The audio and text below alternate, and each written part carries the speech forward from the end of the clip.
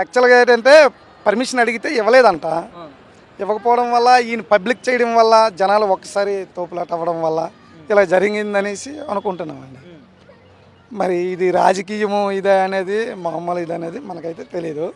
ఇది కొంతమంది ఏంటంటే రాజకీయంగా అలాగా చేస్తున్నారు అనేసి కూడా అంటున్నారు. మరి రాజకీయంగా అంటే ఎలా చేస్తున్నారు అనుకుంటారు? ఇన్ఫర్మేషన్ అంటే ఇప్పుడు పుష్ప 2లో మన అల్లు అర్జున్ కొన్ని డైలాగ్స్ కూడా ఉన్నాయి కదా, దీని ప్రభావం కూడా కొంత పడింది అనేది ప్రభావం పడింది అంటున్నారు. సినిమా హిట్ అయింది, ఒకవైపు ఏమో తను రియల్గా కొన్ని సమస్యలు ఎదుర్కొంటా ఉన్నాడు. రీల్లో హీరో, మరి రియల్లో ఏమైందండి? రియల్గా ఆయన హీరోనే, ఇంకా అంతే దురదృష్టం కొలది. ముందుగా ఏంటంటే ఆ రోడ్ షో చేయడం వల్ల జనాలు ఒకసారిగా ఇది అవ్వడం వల్ల అలాగే అయిపోయింది అనేసి. ఏదేమైనా ముందుగా రోడ్ షో చేయడము ఆ పబ్లిక్కి చెప్పడం వల్ల ఈ తోపులట అవ్వడం వల్ల ఇలా జరిగిందనేసి అనుకుంటున్నాను. ఏం నేర్చుకోవచ్చు దీని గురించి?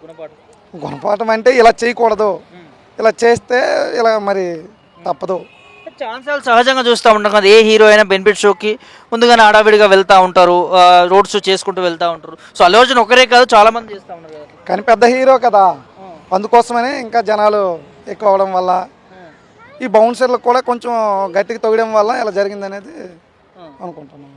అల్లు అర్జున్ తప్పుంది అనుకోవచ్చా ఇందులో? తప్పుంది లేదనేది మరి మనకు తెలియదు.